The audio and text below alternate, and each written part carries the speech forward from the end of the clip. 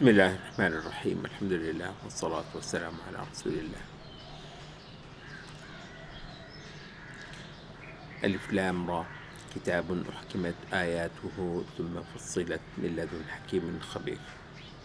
ایک ایسی کتاب جس کی آیات محکم ہیں اور مفصل ہیں، محکم مضبوط، جن کی کوئی تعویل نہ ہو سکتی ہو، جو کبھی منسوخ نہ ہو سکتی ہوں، جن کا کوئی توڑ نہ ہو سکتا ہو.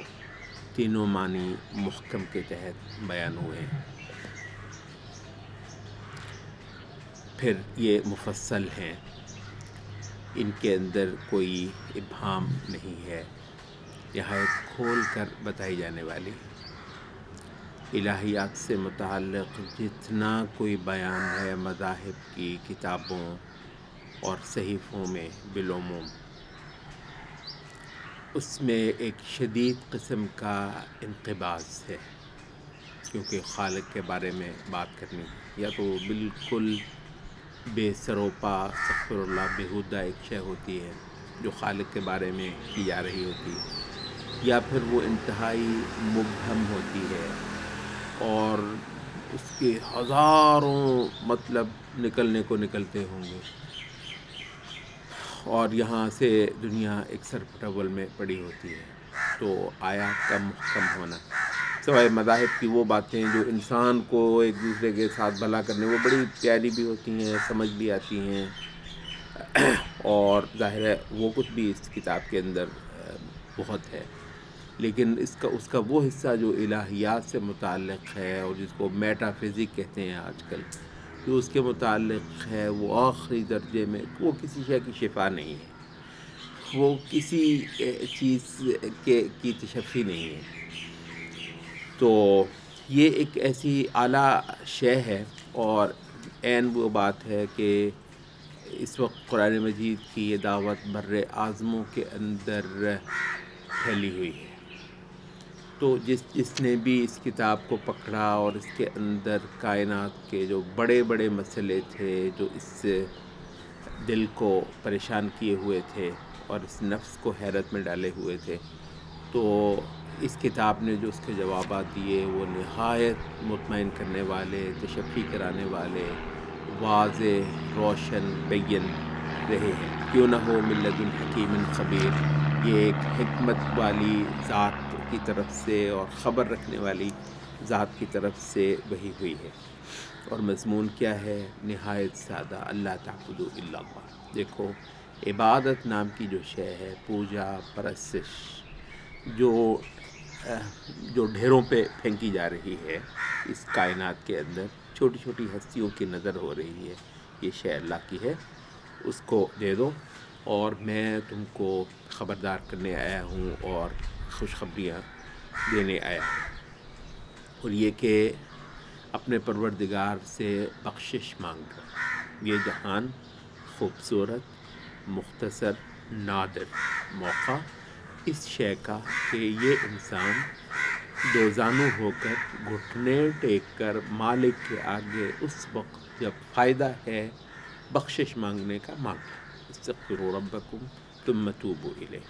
اور موقع ہے، آسمان سے بھیجا جا رہا ہے اس بات کے لیے کہ تم تائب ہو جاؤ اپنے پروردگار کی طرف، ان تمام تصورات سے، معتقدات سے، ان تمام احوال سے، ان باتوں سے، ان اخلاق سے کہ جو مالک کے ہاں قبول ہے اور جن پہ مالک ناراض ہو سکتا ہے، اور جو کہ اس زمین میں بسنے کے لیے مالک کی شرطوں کے منافی ہے.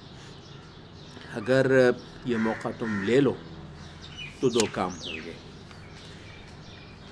یمتعکم متاعا حسنا الی اجل مسمى، وہ تم کو یہاں اس جہان کے اندر بھی ایک نہایت اعلیٰ زبردست زندگی عطا فرمائے گی. یہاں پر بھی جو انسان کے لائق ہے نا، جو کوئی شے اس جہان میں بھی تو اس سے مل جائے گی. ظاہر ہے وہ ایک وقت مقررہ تک ہی ہوگی. اور وَيُؤْتِ كُلَّ ذِي فَضْلٍ فَضْلًا، پھر ہر شخص کی جو اصل فضیلت ہے اس کو عین وہ فضیلت دے گا۔ یہ ظاہر ہے کہ جس شے کا کوئی انسان حقدار ہو، کئی اہل تفسیر نے کہا کہ ذی فضل کا مطلب ہے جتنی کسی نے عبادت کی ہو اس عبادت کا پورا پورا بدلہ اس کو عطا ہو جائے۔ خدا کی طلب عبادت کیا ہے؟ خدا کی طلب ہے۔ خدا کی طلب ایک ایسا یعنی آپ خدا کو مانگتے ہیں، خدا کو عبادت آپ خدا کو مانگتے ہیں۔ کچھ چھوٹی طلب ہے، کوئی چھوٹی شے ہے، اتنے بڑے عمل کا جو اجر ہے وہ اس چھوٹے سے مختصر سے فانی سے جہان میں سمائے کہاں، تو اس کے لیے تو پھر ایک جہان ہی الگ ہے۔ تو ہر کسی کو اس کے اس فضل و فضیلت اور درجے کے مطابق اس کو پورا پورا عطا کر دیا جائے۔ اور دیکھو یہ جو ایک کمال کی رسی لٹکائے گی آسمان سے تمہارے لیے اور ایک کمال کی نعمت لائے گی تمہارے لیے، اگر تم اس سے منہ موڑ لو تو پھر تمہارے متعلق مجھے ایک بہت بڑے عذاب کا اندیشہ ہے۔ بات یہ ہے کہ لوٹنا تو تم کو اپنے پر اس پروردگار ہی کی طرف ہے، اس سے تو کوئی چارہ نہیں ہے، اور وہ کامل قدرت کا مالک ہے، اس سے کوئی شے پوشیدہ تو نہیں رہ سکتی۔ یہ جیسے سینے اپنے دہرے کر کر کے ان کا خیال ہے کہ شے چھپائی جا سکتی ہے۔ دیکھو جب تم اپنے اوپر کپڑے بھی اوڑھ لیتے ہو تو تمہارا چھپا اور ظاہر سب جانتا ہے، اور سینوں کے رازوں سے وہ واقف ہستی ہے، اور اقتدار اور انتظام اور رحمت اور عطا اس کی ایسی کہ اس جہان میں تم نے کبھی دیکھا کہ ہر جاندار اپنا رزق وصول کیے جا رہا ہے، اور اس کا ذمہ ہے کہ جتنی دیر کسی کو یہاں پر رکھے گا تو اس کو رزق عطا فرمائے گا۔ وہ تمام شے کا مالک، اور ہر شے کو وہ اپنی ایک دستاویز کے اندر جو نہایت بین ہے لکھتا اور رقم فرماتا جا رہا ہے۔ وہ ہستی ہے جس نے آسمانوں کو اور زمین کو 7 دن میں بنایا، اس وقت کہ جب اس کا عرش پانی پر تھا، اور اس تخلیق کا کل مقصد یہ کہ وہ انسانوں کو آزمائے کہ کون میں سے اچھے، عمدہ، اعلیٰ، خوبصورت عمل کرنے والا ہے۔ یہ مقابلہ حسن جو ہے وہ دنیا نے پتہ نہیں کیا کوئی تیر مارا، کوئی ایک شے نکالا ہے مقابلہ حسن، اور وہ ظاہر ہے وہ ایک جاہلیت کی تعبیر ہے۔ ایک مقابلہ حسن جو ہے وہ یہاں دراصل اللہ رب العزت نے منعقد فرما رکھا ہے اپنے شرائع بیچ کر، کہ زور لگا لو زیادہ سے زیادہ خوبصورت ہونا، تمہاری خوبصورتی ایک ابدی جہان کے اندر صرف اس بات پر موقوف ہے تمہارے عمل کے اندر کیا حسن تھا، اور عمل کا حسن کلیتاً اس بات کے اندر ہے کہ کتنا زیادہ اس میں خدا کو چاہا گیا تھا، اور کتنا زیادہ خدا کی مرضی کا وہ عمل بنایا گیا تھا۔ وہ یہ کہتے ہیں کہ آپ برسوں اپنے محبوب کے لیے ایک چیز کو سنوارتے کہ ایک کوئی شے پیش کرنی ہے اس کے لیے، تو خدا کے آگے پیش کرنے کی کوئی زیادہ سے زیادہ اچھی چیز لگا لو جو ہے تو وہ بے نیاز، لیکن یہ ہے کہ وہ باریاب کرنے والا ہے، اور وہ شاباش دے اور وہ قبول فرمانے، یعنی میری جو ہے وہ لولی لنگڑی کوئی شے تو میں خالق کے لیے لے کر جاؤں گا، وہ اس کو نہایت قدر کے ساتھ قبول فرمانے والا ہے۔ اس وجہ سے ایک صلاح عام ہے کہ یہاں حسن پیدا کر لو اپنے اخلاق، اپنے اعتقادات سے لے کر اپنے اعمال، اپنے اخلاق، اپنے سماج، اپنے رہن سہن، اپنے رویے، اپنے کردار، اپنی سیرت تک۔ وَلَئِن قُلْتَ إِنَّكُمْ مَبْعُوثُونَ مِن بَعْدِ الْمَوْتِ، اب جب تم ان کو یہ بتاتے ہو کہ موت کے بعد ایک زندگی ہے، تو ایسی عجیب شے ہے کہ ان کو جو ہے وہ اس کی کوئی جواب نہیں سوچتا، تو کہتے ہیں کہ یہ نرا جادو ہے۔ وَلَئِنْ أَخَّرْنَا عَنْهُمُ الْعَذَابَ إِلَىٰ أُمَّةٍ مَّعْدُودَةٍ، اچھا اب یہ ہے انسان کی جرت بھی، پھر انسان کی بے بسی بھی. جرت ہے، بدتمیز ہے، اور پھر جب قابو آ جائے تو چیخیں مارتا ہے، بے بس ہے، عاجز ہے. ابھی بار بار کہہ رہے لے آؤ اوزار. اچھا، اور ظاہر ہے اس کا کیونکہ ان کو مہلت دینی ہے تو عذاب تو اس وقت تک نہیں ہے نا جب تک مہلت ہے. تو اگر اس کو روکے رکھیں تو بار بار کہتے ہیں کہ ما یحبسو، بھئی کیوں روکا ہوا ہے، کیا رکاوٹ ہے، آ کیوں نہیں جاتا. تو الا یوم یأتیہم لیس مصروفا عنہم، تو جس دن وہ آنا ہے تو اس دن ان کی پھر جان چھوٹنی نہیں، وہ پھر ٹلنا نہیں ہے. وحاق بہم ما کانوا بہ یستہزئون، اور جو یہ ٹھٹھا کرتے تھے اس کی لپیٹ میں انہوں نے آ تو یقیناً جانا ہے.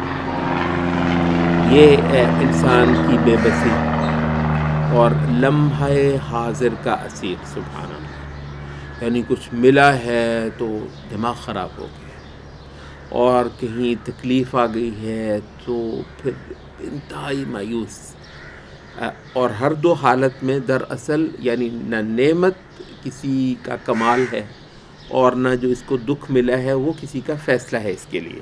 ٹھیک ہے، تو دراصل یعنی انسان کا ان چیزوں کو خدا سے جدا کر کے دیکھنا یہ ایک بہت بڑا کفر ہے. اور مادیت، کئی اہل علم کا کہ سورۃ ہود کے اندر مادیت کے حوالے سے بہت سارے اشارے ہیں.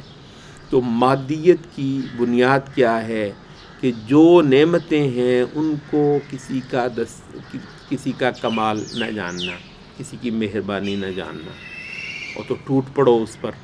اور پھر ظاہر ہے کہ دکھ، پریشانیاں، بیماریاں، تکلیفیں، سانس رکی پڑی ہے کرونا کی وجہ سے. سانس جیسی شے جس کو بے حد و حساب لیتا رہا تھا اور کبھی شکر نہیں کیا تھا اس ذات کا، تو اب وہ سانس جو ہے دنیا کی سب سے مشکل نایاب شے ہوئی پڑی ہے، نہیں آ رہا ہے. تو بھی کیا ہے، تب بھی خدا یاد نہیں آ رہا ہے اس کو. تو فرمایا کہ اگر ہم چکھا دیں کوئی نعمت، رحمت اپنے پاس سے، وَلَئِنْ أَذَقْنَا الْإِنسَانَ مِنَّا رَحْمَةً ثُمَّ نَزَعْنَاهَا مِنْهُ، پھر اس کو ہم واپس سے چھین لیں اس سے، لَيَئُوسٌ كَفُورٌ، بالکل مایوس ناشکرا ہوا پڑا ہوتا ہے. وَلَئِنْ أَذَقْنَاهُ نَعْمَاءَ بَعْدَ ضَرَّاءَ، اور اگر ایک بڑی تنگی کے بعد خوب مزے اس کو ہم عطا کر دیں، لَيَقُولَنَّ ذَهَبَ السَّيِّئَاتُ عَنِّي، کہہ کے وہ پھر اس کا حال یہ ہوتا ہے کہ مجھے تو کب کبھی کوئی بیماری تھی، مجھے تو کب کبھی کوئی تکلیف تھی، مجھے کوئی کچھ ہوا ہو. تو پھر اس کا یہ حال ہوتا ہے، اِنَّهُ لَفَرِحٌ فَخُورٌ، نہایت اتراتا اور گھمنڈ میں چلا جاتا ہے. اس رویے سے نکلنے والے کون ہیں؟ یہ ہے حسن اس دین کا کہ انسان کو کیا بنا دیتا، اِلَّا الَّذِينَ آمَنُوا وَعَمِلُوا الصَّالِحَاتِ، سوائے وہ الَّذِينَ صَبَرُوا وَعَمِلُوا الصَّالِحَاتِ، صبر کرنے والے اور نیک اعمال کرنے والے، ان کے لیے مغفرت اور ایک اجر کبیر ہے. یہاں سے قرآن مجید کی حقانیت، رسول اللہ صلی اللہ علیہ وسلم کی لائی ہوئی شے، اس کی صداقت، اور انسانوں کا بار بار اور سے اور مانگنا کہ نہیں یہ تو کچھ نہیں ہے. یہ مبحث صورت یونس کے اندر بھی بیان ہوا تھا ایک اپنے انداز سے، اور یہاں اب صورت ہود کے اندر بھی ایک اپنے انداز سے بیان ہو رہا ہے. فَلَعَلَّكَ تَارِكٌ بَعْضَ مَا يُوحَىٰ إِلَيْكَ وَضَائِقٌ بِهِ صَدْرُكَ أَن يَقُولُوا لَوْلَا أُنزِلَ عَلَيْهِ كَنزٌ أَوْ جَاءَ مَعَهُ مَلَكٌ. سبحان اللہ، ایک بہت عجیب بات ہے اس آیت کے ضمن میں، وہ یہ ہے کہ بسا اوقات دعوت کے اندر آپ کا جتنا،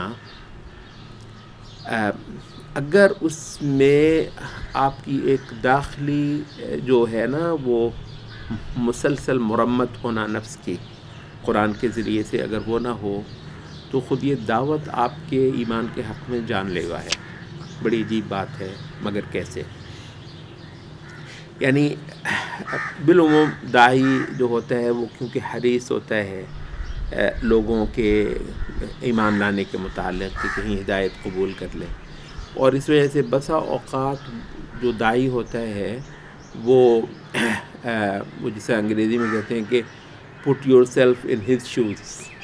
اس کی جگہ پہ کھڑے ہو کے چیزوں کو دیکھنا کسی وقت پڑ جاتا ہے دائی کو، کہ یہ اسے پرسیپشن بھی کہتے ہیں، کہ میں اس کی جگہ پہ کھڑا ہو کر دیکھوں معاملے کو. تو اس کی جگہ پر کھڑا ہو کر دیکھتے وہ تو کفر پہ کھڑا ہے. تو کچھ دیر کے لیے ٹھیک ہے کسی حوالے سے آپ کو دیکھنا تو پڑتا ہے اس کی حالت کو، لیکن بسا اوقات آپ اس کو انٹرنلائز کر بیٹھتے ہیں. اور اس وجہ سے وہ کیونکہ کہتے ہیں کافی نہیں ہے، وہ اس کو آبجیکٹیوٹی کا بخار چڑھا ہوا ہے. وہ کہتے ہیں مسئلہ کیا ہے، میں تو بالکل مانتا ہوں دلیل کو، لاؤ تو صحیح، تم کچھ لائی نہیں ہے، ایسے مجھے بار بار کہے جا رہے ہو مانو مانو. یہ جتنا کوئی ملحد ہے اور جتنا کوئی شرائع کا انکار کرنے والا ہے، وہ یہ تھوڑی کہتا ہے کہ میں تو کسی صورت میں ماننے والا ہی نہیں، یہ تو نہیں کہتا. وہ کہتا ہے ماننے کو بیٹھا ہوں میں. بھائی بات یہ کہ آپ کے پاس کچھ ہے ہی نہیں. اب اس کے پاس ہے کہ قرآن تو ہے، کہتے ہیں نہیں یہ تو کچھ ہے ہی نہیں، قرآن تو کوئی شے نہیں. اچھا انبیاء کوئی شے نہیں، معجزات وہ کیا ہوتے ہیں، کچھ ہے ہی نہیں. تو کیا ہے، اب یہ ہے کہ آپ کو تھوڑی دیر کے لیے جب آپ اس کی نظر سے دیکھنے کو انٹرنلائز کر بیٹھتے ہیں تو پھر خود آپ کو استغفر اللہ کچھ ایسے لمحات آپ پر گزر، جن لوگوں نے دعوت کے اندر کچھ محنت کی ہے وہ یقیناً یہ بات محسوس کریں گے کہ وہ پھر ان کو جو ہے نا وہ یہ ہوتا ہے کہ کوئی شے ایسی جو ان کو میں اور بھی دے دوں. بھئی کون دے گا وہ، یعنی خدا دے گا تو تم بالکل لے دو گے. خدا نے اتنا ہی کچھ دیا ہے اور اسی کے اندر رہتے ہوئے ہی اس نے ایمان کا مطالبہ کر رکھا ہوا ہے. یعنی اسی کے اندر سے وہ اس کو معلوم فیصلے اس نے کرنے ہیں. معجزات جتنے آئے ہیں اس سے 10 گنا زیادہ بھی آ سکتے تھے، بلکہ معجزات ہی ہوتے اتنے ہوتے کہ مطلب کوئی حد و حساب نہیں ہے. آج بھی جو ہے نا وہ ہر طرف معجزات کا جو ہے نا وہ انبار ہی لگا ہوتا. وہ سورۃ انعام کے اندر آپ کو یاد ہوگا وَلَوْ أَنَّنَا نَزَّلْنَا إِلَيْهِمُ الْمَلَائِكَةَ وَكَلَّمَهُمُ الْمَوْتَىٰ. ایمان پھر بھی لانا ہوتا تو وہ اندر کی کسی خشیت سے ہی وہ لاتا اور اللہ کی رحمت سے اور توفیق سے ہی ملتا. وہ تو کہانی اور ہے.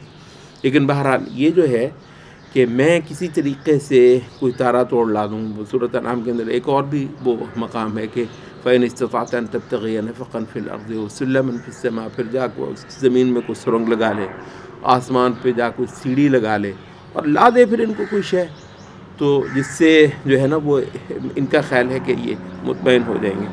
تو یہ ہے کہ فَلَعَلَّكَ تَارِكٌ بَعْضَ مَا يُوحَىٰ إِلَيْكَ. مطلب ظاہر ہے نبی صلی اللہ علیہ وسلم کسی ایک لمحے کے لیے بھی اللہ رب العزت کی رحمت سے اور مہربانی سے جو ہے وہ غافل نہیں ہے. لیکن ایک اسلوب ہے اللہ رب العزت کا کہ کیا کوئی ایسا ہو جانے والا ہے کہ تو جو تیری طرف وحی کی جا رہی ہے اس کے ایک حصے کو چھوڑ بیٹھے اور دل تیرا اتنا انتہائی تنگی میں پڑ جائے. ان یقولوا لولا انزل علیہ کنز. ان سے یہ سن کے کہ کوئی خزانہ اترا ہوتا نا اس کے اوپر، او جاءہ معہ ملک، یا اس کے ساتھ ساتھ کوئی فرشتہ ہوتا تو پھر تو کوئی رنگ ہی اور ہوتا نا، پھر تو ہم ایمان لے آتے. انما انت نذیر، دیکھتے تجھ کو صرف خبردار کرنے پر لگا رکھا ہے. یہ جو نوکر ہے نا، نوکر خدا کا، یہ جو خدا کا مقرر کیا ہوا ملازم ہے، یہ جو خدا کا کارکن ہے، اس کا کام صرف یہ ہے کہ اس نے تو جو اس کو کہا گیا ہے وہ کرنا ہے. ادھر وہ کیا کہتا ہے، اس کو کچھ سروکار نہیں. یہ جو کہانی ہے یہ اس کو بہت ساری جگہ پر اتباع کہا گیا. ان اتبع الا ما یوحى الی. مطلب اب یہاں پر اس مقام پر ہم کہیں گے بھی جائے بھاڑ میں دنیا جاتی ہے جہاں پہ اس کا یہ مطلب تھوڑی ہے کہ خود ہمارا یہ نقصان ہو جائے اور وہ سوق جو ہم کو دراصل اوروں کو دینا تھا کہ اس سے ہم جو ہے وہ خالی ہوئے بیٹھے ہوں. تو تم تو صرف خبردار کرنے والے ہو. واللہ علی کل شیء وکیل. اور ہر شے وکیل کسے کہتے ہیں، جس پر چھوڑ دیا جائے. وہ جو ہستی ہے نا جس پر چھوڑ دیا جائے، یہ جو کرنا ہے تو اس نے کرنا ہے، نہیں کرنا ہے تو وہ جانے. تو یہ جو ہے نا وکیل، جو معاملات جس پر چھوڑے جائیں ہر شے کے متعلق، وہ ہستی ہے. ہاں جہاں تک ان کا یہ ہے کہ ام یقولون افترا، تو ان سے کہو کہ فأتوا بعشر سور مثلہ، اس جیسی پھر کوئی 10 صورتیں لا کر دکھا دو، مفتریات گھڑی ہوئی، استغفر اللہ، اس کو گھڑا ہوا کہتے ہیں نا، تو تھوڑا سا گھڑ کر، یہاں پہ بعض اہل علم نے کہا کہ خدا کے بہاف پر بولتے ہوئے کو کلام بنا لینا کوئی چھوٹی بات، خدا کے بہاف پر بولنا، تو مفتریات گھڑی ہوئی۔ وَادْعُوا مَنِ اسْتَطَعْتُم مِّن دُونِ اللَّهِ إِن كُنتُمْ صَادِقِينَ، تو جن کو تم بلانا چاہتے ہو بلا لو اللہ کے ماں سوا، اگر تمہارا خیال ہے کہ یہ بات تمہاری سچ ہے۔ فَإِن لَّمْ يَسْتَجِيبُوا لَكُمْ، پھر اگر وہ اس پر نہیں آتے، فَاعْلَمُوا أَنَّمَا أُنزِلَ بِعِلْمِ اللَّهِ، تو پھر جان لو کہ جو اترا ہے وہ اللہ کے علم سے اترا ہے، وَأَن لَّا إِلَٰهَ إِلَّا هُوَ، اور اس کا جو مضمون ہے کہ نہیں کوئی عبادت کے لائق مگر وہی بالکل حق اور سچ ہے۔ فَهَلْ أَنتُم مُسْلِمُونَ، تو کیا تم خود تو مسلم ہوتے ہو؟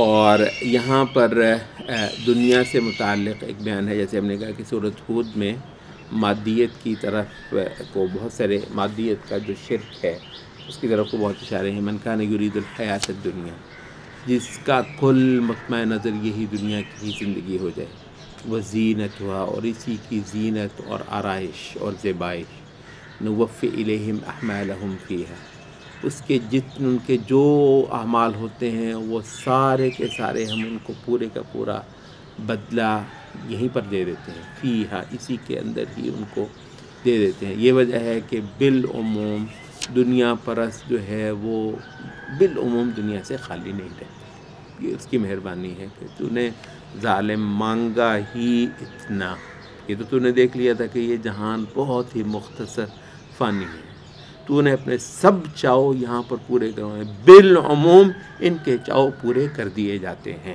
سبحان اللہ، مومن کو تو یہاں جرجری آتی ہے، مومن کو تو یہاں ہول پڑتا ہے یہ دیکھ کر کہ خدایا یہ کیا، تو اتنا بڑا، اور یہ اس جہان میں یعنی کل اس کے خیال میں خدا سے بس یہی مل سکتا ہے، مطلب مجھے تو اس پر جھرجھری آئے گی۔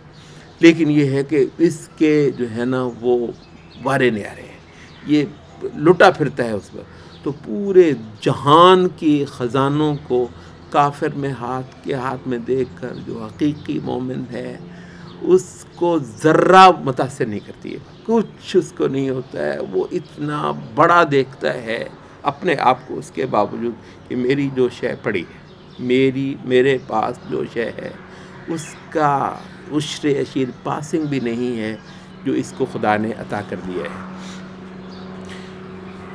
وَهُمْ فِيهَا لَا يُبْخَسُونَ، یہاں اس کو ان کو پھر کچھ کمی نہیں رہنے دی جاتی۔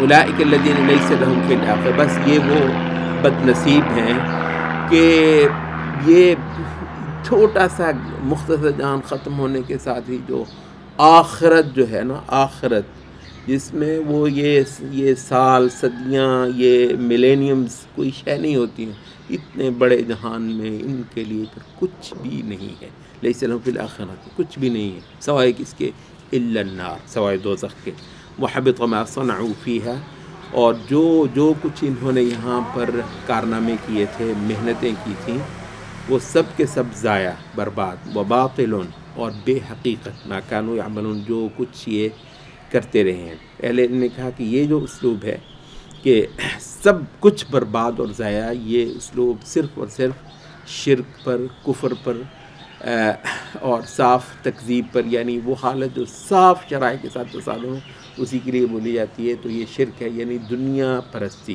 دنیا ہی مانگنا، حتیٰ کہ بعض اچھے اعمال کا بھی مطمع نظر یہ ہو کہ یہ دنیا ہی ملے ہو، کل نظر دنیا پر ہونا، یہ شرک کی صورتوں میں سے ایک صورت ہے۔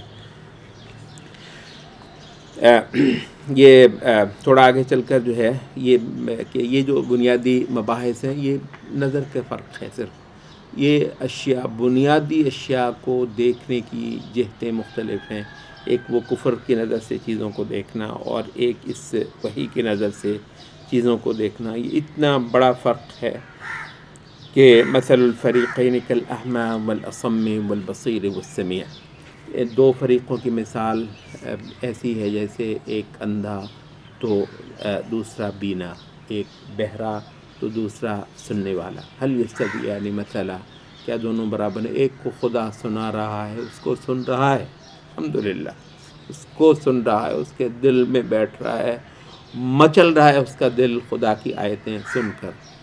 ہے یہ بھی ہے، اور دوسری طرف کچھ اثر نہیں ہو رہا. زمین آسمان سے بڑا فرق ہے ان دونوں کے اندر. افلا تذکرون، کیا تم سمجھتے نہیں ہو؟ اور یہ جو کہانی ہے کہ ایک شے خدا کی طرف سے اتاری گئی، کسی کو سمجھ آ گئی اور اس کے وارے نیارے ہو گئے اور وہ تیاریوں میں لگا ہوا ہے مالک سے ملاقات کے لیے. اور دوسرا جو ہے وہ اس کو کچھ مل نہیں رہا، اس کو کچھ پا نہیں رہا وہ خدا کی اس سے، بلکہ تکذیب پر ہے. تو یہ کہانی جو ہے وہ حضرت نوح علیہ السلام کی ان کی قوم کے ساتھ بیان ہوئی، اور یہ کہانی پھر ہود علیہ السلام کی ان کی قوم کے ساتھ بیان ہوئی. اور ہود علیہ السلام کی جو دعوت ہے، اس کا جو مضمون بیان ہوا، وہ عین وہی ہے جو سورت کے شروع میں رسول اللہ صلی اللہ علیہ وسلم کی اس دعوت قرآن کے تحت بیان ہوا. وَيَا قَوْمِ اسْتَغْفِرُوا رَبَّكُمْ ثُمَّ تُوبُوا إِلَيْهِ يُرْسِلِ السَّمَاءَ عَلَيْكُمْ مِدْرَارًا. میری قوم اپنے پروردگار سے بخشش مانگ لو اور تائب ہو جاؤ اس کی طرف. وہ یہ کرے گا کہ آسمان سے تمہارے لیے موسلا دھار بارشیں برسائے گا، اور تم پہلے ہی بہت طاقتور ہو، تمہاری طاقت کو وہ اور بڑھا دے گا. تو تم مجرم ہو کر اور بدکار ہو کر اس دعوت سے اعراض مت کرو. اور انہوں نے کہا کہ اے ہود، تو کوئی واضح نشانی تو لے کر نہیں آیا، اور محض تیرے کہہ دینے سے تو ہم اپنے معبودوں کو نہیں چھوڑنے والے، اور تیرا کوئی اعتبار بھی ہم نہیں کرتے. ہم یہ جو تو صبح و شام لگا ہوا ہے، ہم تو یہی کہیں گے کہ تجھ پر ہمارے معبودوں کی کوئی مار پڑ گئی ہے، جو تو نے ان کی گستاخی کی ہے تو وہ ناراض ہیں، تو اس طرح کی تو اب باتیں کرنے لگا ہے. تو ہود علیہ السلام نے کہا کہ پھر میں اللہ کو گواہ بناتا ہوں، اور تم بھی گواہ رہنا کہ میں بری ہوں ان شریکوں سے جن کو تم نے خدا کے برابر لا ٹھہرایا ہوا ہے. اسے چھوڑ کر تم سارے اکٹھے ہو کر میرے خلاف کوئی تدبیر کر لو، اور پھر مجھے کوئی بھی مہلت نہ دینا. میرا کل توکل سہارا اللہ پر ہوا، جو میرا بھی رب ہے، تمہارا بھی رب ہے. اور پھر اگر تم پھر جاؤ تو سادہ طور پر میں تم کو وہ سب کچھ پہنچا چکا ہوں جس کے ساتھ مجھ کو مبعوث فرمایا گیا ہے. یہی ہے، یہ کوئی شے ہے نہیں ہے جو میں نے پیچھے رکھی ہو، تمہاری تسلی نہیں ہو رہی ہے تو یہ تم جانو، بھیجنے والا جانے، اتارنے والا جانے. وَيَسْتَخْلِفُ رَبِّي قَوْمًا غَيْرَكُمْ، مگر ہوگا یہ کہ تمہاری جگہ پر میرا رب کوئی اور قوم لے آئے گا، تمہیں ملیا میٹ کر کے، ختم کر کے اس زمین کی جانشینی پھر کسی اور کو سونپ دے گا. ان ربی علی کل شیء حفیظ، میرا رب ہر شے کے اوپر نگہبان ہے. ولما جاء امرنا نجینا ہودا، پھر جب ہمارا وہ فیصلہ آ ہی گیا، وہ ایک گھڑی جس کے لیے بے حد و حساب جلدی مچا رکھی ہوتی ہے، تو پھر بچا صرف ہود. والذین آمنوا معہ، اس کے ساتھ ایمان لانے والے، برحمت منا، اور وہ بھی ہماری رحمت سے. ونجیناہم من عذاب غلیظ، ہاں ان کو ہم نے نجات دی ایک بڑے درشت سخت عذاب سے. وتلک عاد، اب دیکھو یہ اہل عرب تھے، انہوں نے بستیاں یہ دیکھتے تھے عاد کی تباہ ہوئی اوندھی پڑی ہوئی، دفن ہوئی. دیکھو یہ رہے عاد. جحدوا بآیات ربہم، انہوں نے اپنے رب کی آیات کا انکار کیا تھا. وعصوا رسلہ، اس کے رسولوں کی نافرمانی کی تھی. واتبعوا امر کل جبار عنید، ہر جبار، متکبر، سرکش، بدماش، کج کولا، گھمنڈی کے یہ پیچھے لگ جاتے رہے تھے. واتبعوا فی ہذہ الدنیا لعنہ، دنیا میں بھی لعنت ان کے پیچھے لگا دی گئی. ویوم القیامہ، اور قیامت کے دن بھی. الا ان عادا کفروا ربہم، دیکھو عاد نے خدا کے ساتھ کفر کر لیا تھا تو ایک مار پڑی خدا الا بعدا لعاد، تم خدا کی مار عاد پر جو کہ ہود کی قوم ہے. پھر اس کے بعد سمود کا قصہ جو ہے وہ بیان ہوتا ہے جن کو کہ ایک معجزہ دیا گیا اونٹنی کا، جس کے ساتھ پھر انہوں نے الگ سے ایک دشمنی پالی اور آخر اس کو مار ڈالا۔ اس کے بعد ان پر اللہ تعالیٰ کا عذاب آ گیا۔ پھر یہ جو ہے خدا کی طرف سے آئی ہوئی ہدایت، کچھ نے مانا، کچھ کو سمجھ آئی، کچھ کو نہیں آئی۔ تو یہ کہانی پھر آگے ابراہیم علیہ السلام اور لوط علیہ السلام کے حوالے سے بیان ہوتی ہے۔ لیکن یہاں جو ہے وہ ابراہیم علیہ السلام کے ہاں مہمان آتے ہیں بظاہر انسانوں کی صورت میں، فرشتے اللہ رب العزت کے، اور ابراہیم علیہ السلام جن کو ابو الاضیاف کہا جاتا ہے، مہمان نواز، یہ ایک بچھڑا بھاگے جاتے ہیں جلدی کے ساتھ، ایک بچھڑا بھونا ہوا لا کر ان کے آگے رکھ دیتے ہیں۔ تو جب ان کا ہاتھ نہیں بڑھتا، فلما رأى أيديهم لا تصل إليه نكرهم، ان کا ہاتھ ہی نہیں بڑھتا کھانے کی طرف، تو ابراہیم علیہ السلام کو یہ شے کھلتی ہے اور ان کو پھر ان سے خوف محسوس ہوتا ہے جو میرا کھانا نہیں کھاتے۔ تو وہ کہنے لگے کہ ڈرنے کی بات نہیں ہے، ہم اصل میں اللہ کے فرشتے ہیں، لوط علیہ السلام کی ہاں جا کر ان کی قوم کو تباہ کرنے کے لیے ہم بھیجے گئے ہیں۔ یہاں تو چلتے ہوئے یہی فرشتے ادھر عذاب لے کر آ رہے ہیں اور ادھر رحمت کی نوید لے کر آ رہے ہیں۔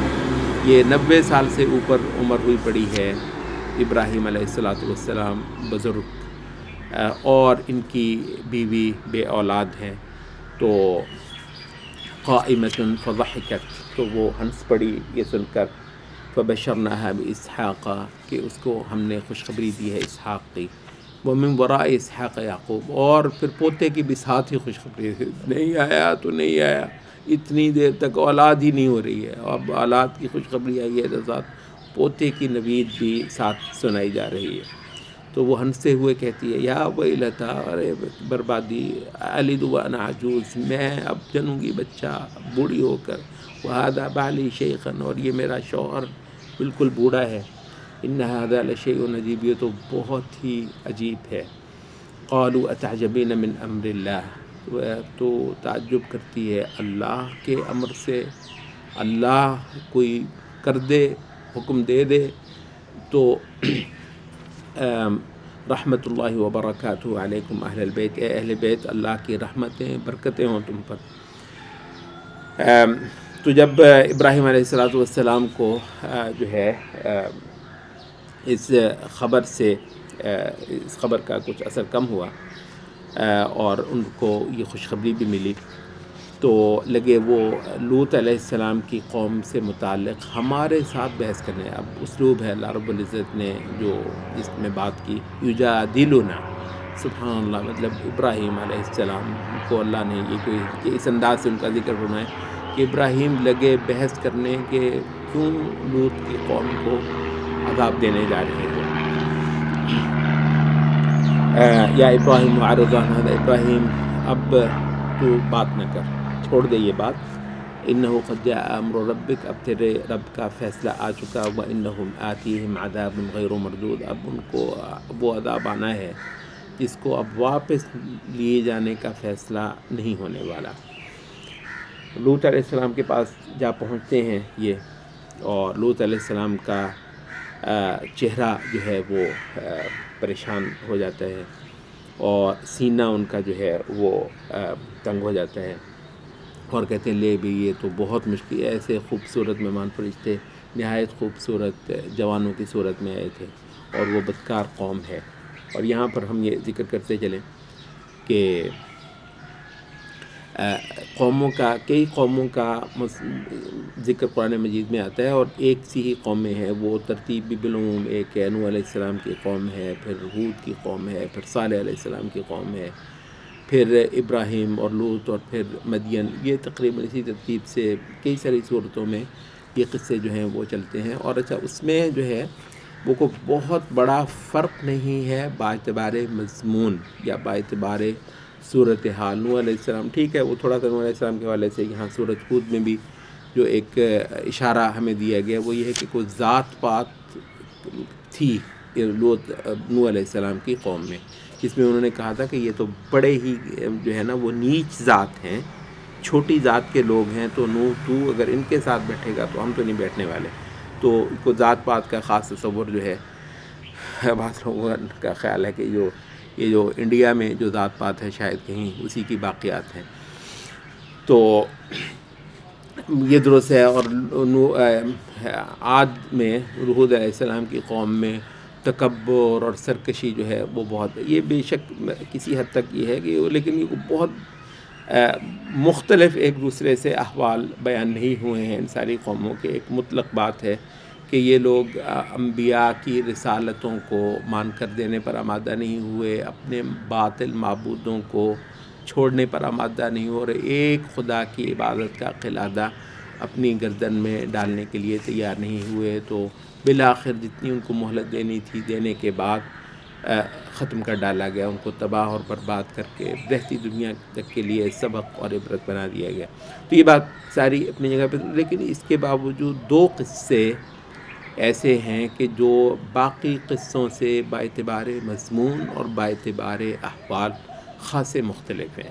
ان میں سے ایک قصہ تو لوط علیہ السلام کا ہے، جس کو وہ ایک ایسی خاص لت لگی ہے غلاظت کی اور گندگی کی، جو کہ ما سبقکم بها من احد من العالمین۔ لوط علیہ السلام نے کہا کہ یہ غلاظت تو تم سے پہلے کسی کو نہیں لگی، جہان میں کبھی سننے میں نہیں آیا ہے کہ ظالموں یہ جو گندگی تم کو لگی ہے۔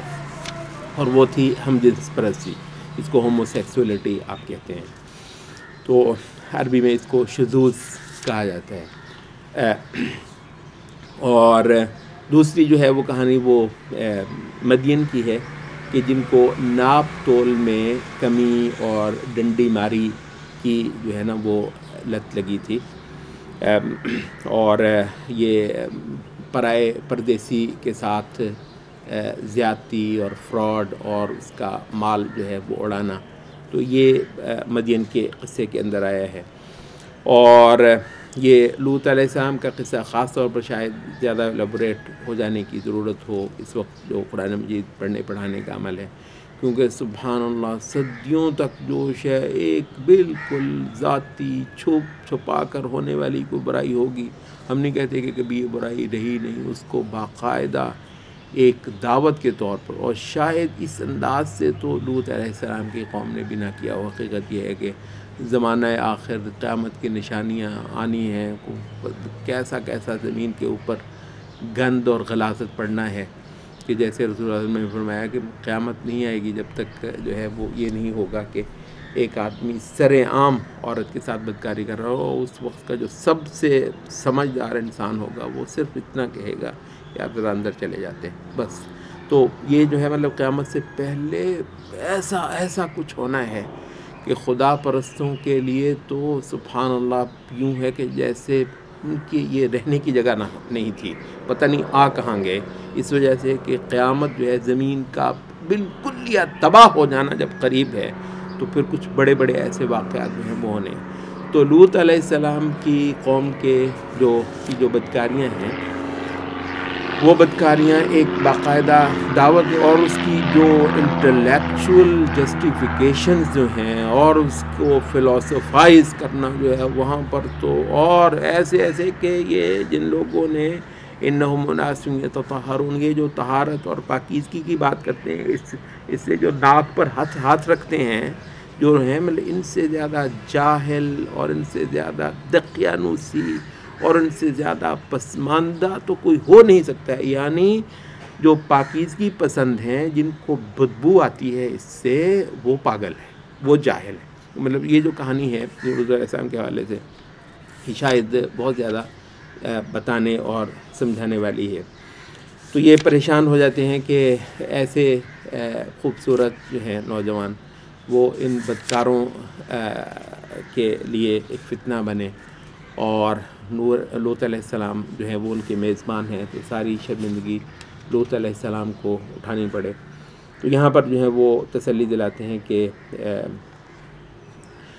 ہم تیرے رب کے نمائندے ہیں، یا لوط انا رسول ربک لن یصلوا الیک فاسر باہلک بقطع من اللیل، اور رات کو کے وقت نکل جا اور پیچھے مڑ کر مت دیکھنا، سوائے تیری عورت کے، تیرے گھر والے تیرے ساتھ ہوں سوائے تیری بیوی کے جو کہ تیرے ساتھ مخلص نہیں ہے، اور اس کو تو وہی عذاب پہنچنے والا ہے جو ان کو قوم کو پہنچنے والا ہے۔ بس صبح ان کی اپوائنٹمنٹ ہے، ان موعدہم الصبح، الیس الصبح بقریب، زیادہ وقت تو باقی نہیں ہے۔ تو پھر جب وہ نکل گئے، رات کا وقت ہے، فیصلہ آ گیا، جعلنا عالیہا سافلہ۔ اب یہ بھی جو اسلوب ہے لوط علیہ السلام کی اس قوم کو عذاب دینے کا، تو اس کے جو نیچے کا حصہ تھا اس کو ہم نے الٹ کر اوپر کر دیا، وَأَمْطَرْنَا عَلَيْهَا حِجَارَةً مِّن سِجِّيلٍ مَّنضُودٍ، تو وہ جو ہے وہ پکے ہوئے مٹی کے جو پتھر تھے وہ ان کی ہم نے بارش کی، ان پر بمباری کی، ان پر مُسَوَّمَةً، نشان لگے ہوئے جن پر، عند ربک، اپنے تیرے رب کے پاس، وَمَا هِيَ مِنَ الظَّالِمِينَ بِبَعِيدٍ، اور ان ظالموں سے بھی وہ چیز دور نہیں ہے۔ یہ مدین کا قصہ اس کے بعد ہے، پھر بہت مختصر موسیٰ علیہ السلام کا فرعون کے ساتھ قصہ ہے، اور پھر آخرت کا ایک منظر ہے کہ جب سعادتیں لے کر آئے ہوئے لوگ جو ہیں وہ خدا کی رحمت لے رہے ہوں گے، پا رہے ہوں گے، اور جب شقاوت اور بدبختی سمیٹ کر آئے ہوئے لوگ یہاں سے خدا کے ہاں بدبختی سے اپنا حصہ لے رہے ہوں گے، تو اس کا کچھ منظر یہاں پر بیان ہوا ہے۔ اور پھر سورۃ ہود کا جو اختتامیہ ہے، فاستقم کما امرت ومن تاب معک، تو اے نبی یہ کہانی زمین پر جو ہے خدا کی عبادت ہونے کی اور کروانے کی، اور انشاءاللہ نبی صلی اللہ علیہ وسلم کی دعوت کے نتیجے میں ایک بڑی خلقت نے دوزخ سے بچنا ہے اور بڑی دیر تک خدا کا نام بلند ہونا ہے۔ تو بہرحال یہ کہانی اب تجھ کو سونپی گئی، ٹھیک ہے، تیری محنتیں، تیری کوششیں، اب اس میں کل مطلوب کیا ہے، فاستقم، ڈٹ جا اے نبی، کیونکہ کچھ دیر کے لیے جو بالکل اندھیرا ہوتا ہے تو اس اندھیرے کے اندر جو ہے وہ پھر خدا کا وعدہ، خدا کی نصرت اور خدا کا اختیار جو ہے وہ انسان کے اوپر جو ہے وہ واضح رہے، یہ بڑی قسمت کی، نصیب کی بات ہے۔ تو ڈٹ جا تو بھی، اور جو تیرے ساتھ تائب ہو کر آتا ہے، ولا تطغوا، حد سے نہیں گزرنا، ولا ترکنوا الی الذین ظلموا فتمسککم النار، اور ہرگز جھکاؤ نہیں کرنا ظلم کرنے والوں کی طرف کہ پھر اس کے بعد تمہیں آگ لے لے گی۔ وما لکم من دون اللہ من اولیاء، پھر اللہ کی جو ولایت تم کو حاصل ہوئی ہے، یہ ولایت کا مضمون ہم نے پیچھے 2-3 جگہ پر بیان کیا ہے، تو یہ تمہیں پھر حاصل نہیں رہے گی۔ ثم لا تنصرون، اور اگر اللہ کی ولایت تم کو حاصل نہیں ہوتی تو پھر وہ نصرت جو انشاءاللہ آنے والی ہے وہ پھر تم کو نہیں مل سکے گی۔ اور اس نصرت کا، خدا کی اس رحمت کا، اور حقیقت یہ ہے کہ اس سے بڑھ کر یہ کہ اس لمحے خدایا میں تیری اطاعت، تیری فرما برداری میں رہوں، تیری بڑائی، تیری الوہیت کے اوپر میرا یقین قائم رہے، تو یہ دروازہ میں کیسے کھٹکھٹاؤں؟ اقم الصلاۃ طرفی النہار، دن کے دونوں کناروں کی جو نماز ہے اس کو خوب قائم کر، وزلفا من اللیل، اور رات کے جو ہے کچھ اندھیروں کے اندر، ان الحسنات یذہبن السیئات، دیکھ یہ جو نیکیاں ہیں نا یہ برائیوں کو مٹا دیتی ہیں، برائیوں کو ختم کر دیتی ہیں۔ ذالک ذکریٰ للذاکرین، یہ جو سمجھنے والے ہوں، ایک بڑی سمجھ کی بات تم کو بتا دی گئی ہے کہ خدا کے حق میں جو کچھ بھی قصور ہو چکے ہیں، ایک بہت اعلیٰ شے تم کو حاصل ہے، وہ یہ ہے کہ اب تائب ہو کر تو باقی پتہ نہیں ایک لمحہ ہے یا کچھ سال ہیں تو وہ ساری کی ساری ہی بھلی ہو جاتی ہے۔ واصبر، اور ڈٹ جا، فإن اللہ لا یضیع اجر المحسنین، اللہ اچھائی کرنے والوں کا اجر کبھی ضائع نہیں کرتا۔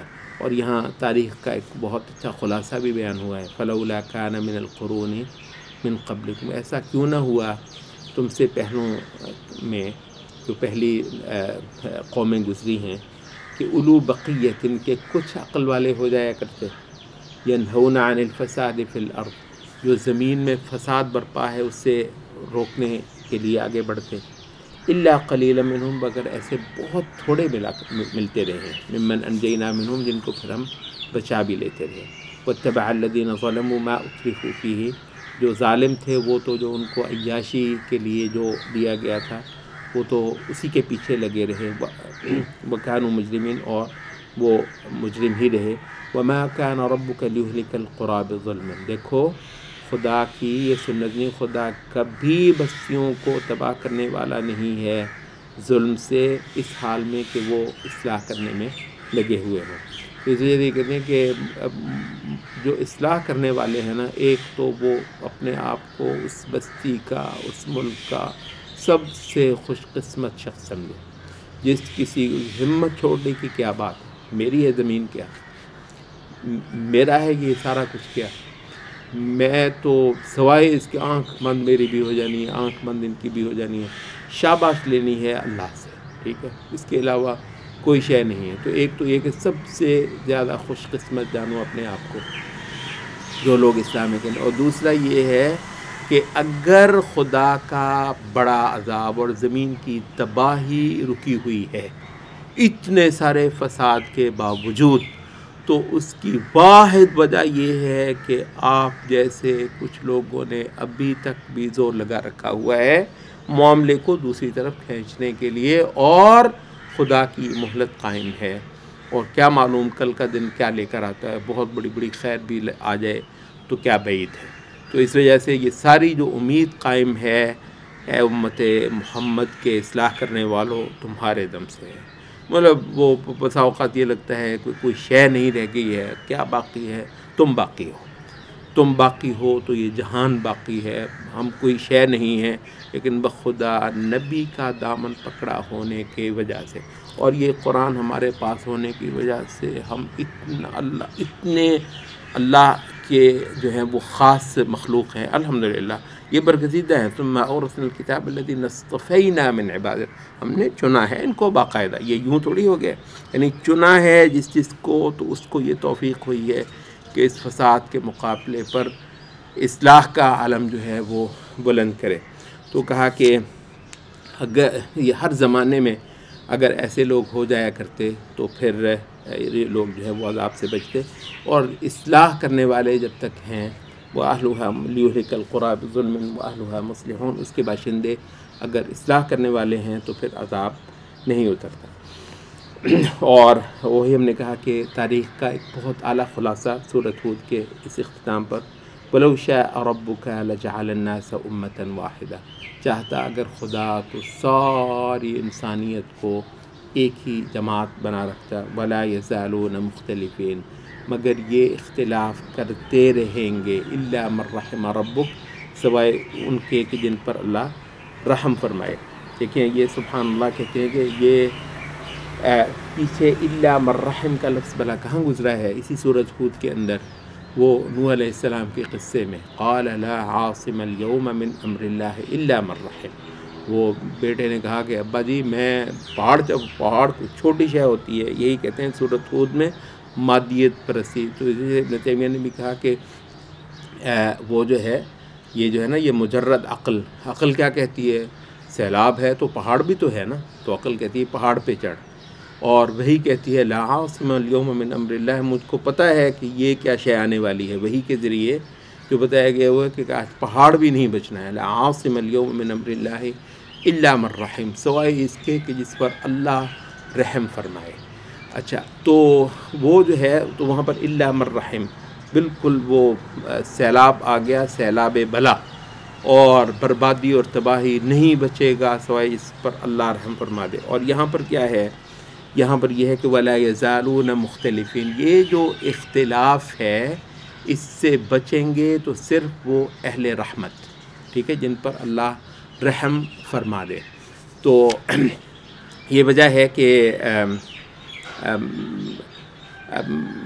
یہ صورت آل عمران میں جہاں پر چوتھا سپارہ شروع ہوتا ہے تو دوسرا رکوع جس پہ ہم نے کہا تھا واعتصموا بحبل اللہ والی آیت آتی ہے، جماعت المسلمین ہونا.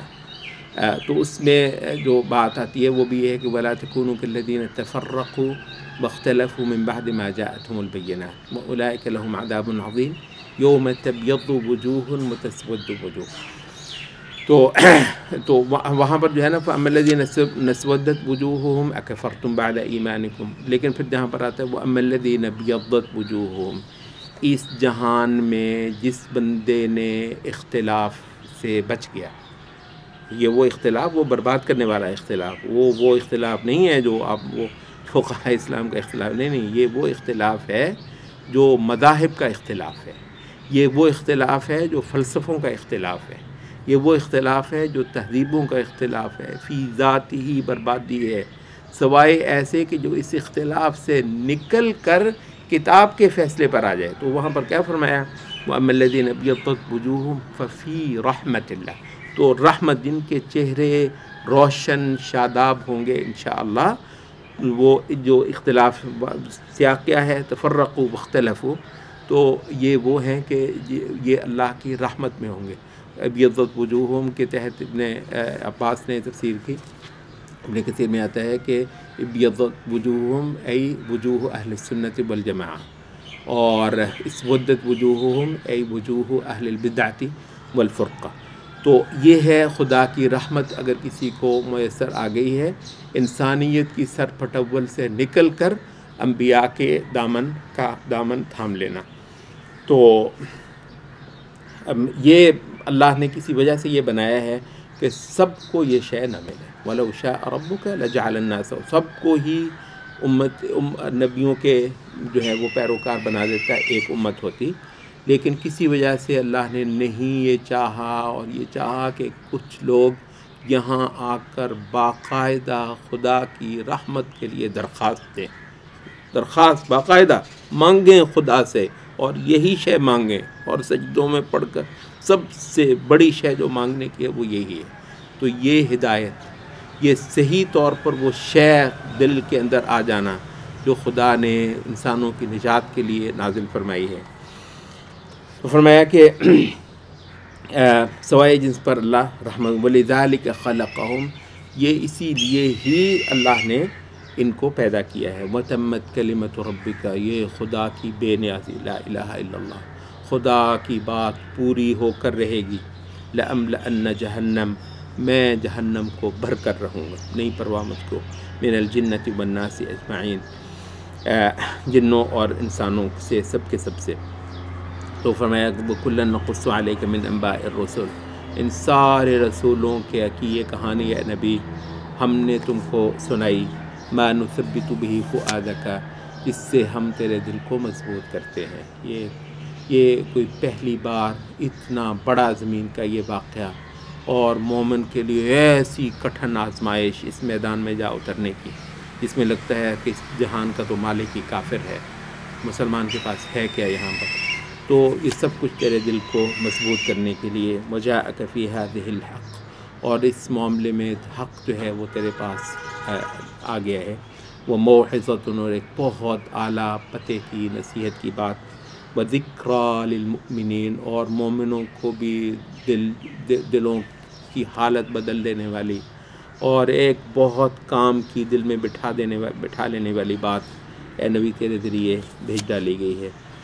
وَقُلْ لِلَّذِينَ لَا يُؤْمِنُونَ اعْمَلُوا عَلَىٰ مَكَانَتِكُمْ، ان سے کہہ دو جو نہیں ایمان لا رہے کہ اب لگے رہو تم اپنی جگہ پر عمل کرنے، اِنَّا عَامِلُونَ، ہم اپنی جگہ پر عمل کرنے میں لگے ہیں. وَانتَظِرُوا، تم بھی انتظار کرو، اِنَّا مُنتَظِرُونَ، ہم بھی انتظار کرتے ہیں.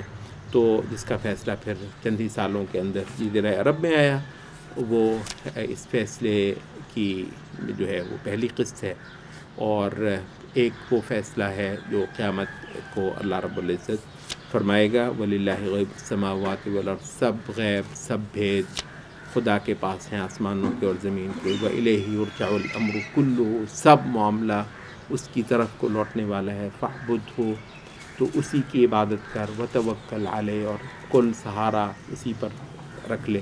وما ربک بغافل عما تعملون. یہ جو تم کر رہے ہو کسی بھی شے سے اللہ تمہارا رب غافل نہیں ہے. سبحانک اللہم و بحمدک.